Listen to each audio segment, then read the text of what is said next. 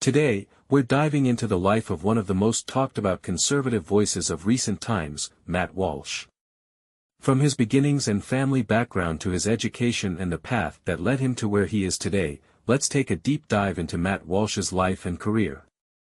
Matt Walsh was born on June 18, 1986, in the United States, though information on his exact hometown is limited.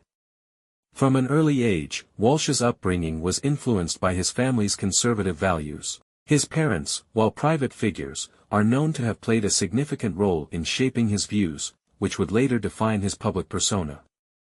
Although not much is known about his siblings or extended family, Walsh occasionally references his family in his commentary, often mentioning them as a source of his deeply rooted beliefs. Walsh has said that his traditional upbringing was central to forming his sense of responsibility and work ethic. As for his education, Matt Walsh attended local schools, but he is somewhat private about his academic history. Walsh did not pursue a traditional college education, a decision that has occasionally come up in his commentary. Instead, he jumped straight into the workforce, which marked the start of his career. Walsh's early career began in radio. Starting with small gigs, he eventually worked his way up to more notable roles. His early shows covered a mix of cultural commentary and social issues, where he began crafting the direct, no-nonsense style he's known for today. His early years in radio helped Walsh develop a platform and audience, setting the stage for his eventual rise in the media world. Over the years, Walsh built a reputation for his conservative views, which gained traction among right-leaning audiences. His boldness earned him a devoted following but also a fair share of controversy. After years in radio, Matt transitioned into writing and blogging. In 2014, he joined The Blaze, a conservative news and entertainment network founded by Glenn Beck. At The Blaze, Walsh honed his skills as a writer, diving deep into cultural critiques and addressing hot-button issues. His articles focused on topics like gender roles, faith, and family values, resonating with many and attracting attention across the internet. Walsh's articles often went viral, further solidifying his place in the media landscape. In 2017, Walsh joined the Daily Wire, a conservative media company co-founded by Ben Shapiro. Here, his platform and influence grew significantly. His written pieces, podcasts, and video segments at the Daily Wire quickly became known for challenging progressive ideologies and defending conservative values. Walsh continued tackling contentious topics, including debates on gender identity, abortion, and religion.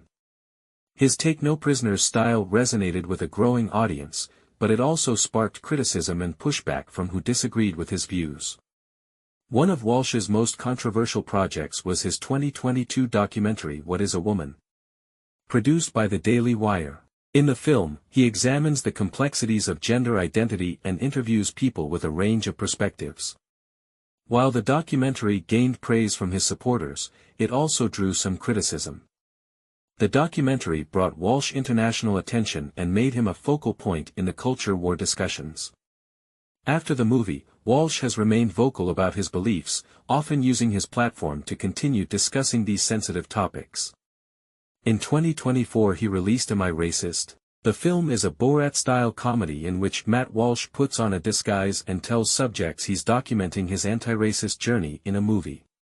Walsh has some of the skills of a comedian, such as being funny.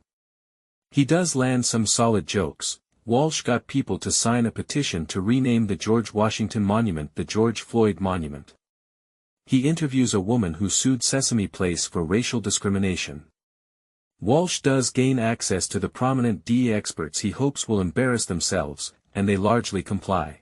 He gets Robin DiAngelo, author of White Fragility, to give his black cohort $30 out of her wallet as reparations. He is a waiter at a Race 2 dinner event, hosted by Regina Jackson and Saira Rao, where white women pay to be yelled at, and definitely get their money's worth.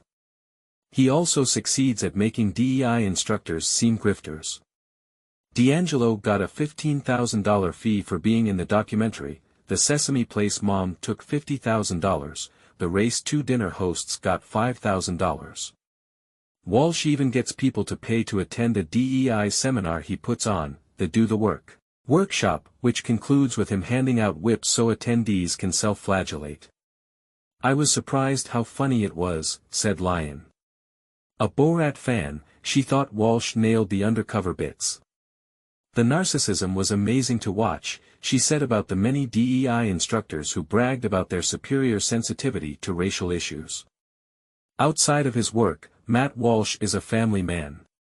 He's married to Alyssa Ann Walsh and has 6 children. Though he keeps his family life relatively private, he occasionally shares insights into his life as a husband and father, reinforcing his commitment to family values and traditional roles. Today, Matt Walsh continues his work with the Daily Wire, producing content, hosting his podcast, and engaging in public debates on social media. His views may be polarizing, but Walsh has never shied away from sharing his perspective, no matter the consequences. Whether you agree with him or not, there's no denying that Matt Walsh has become a prominent voice in the media landscape, pushing conversations that provoke and polarize. Where his career goes next will be something many will be watching closely. Thanks for watching.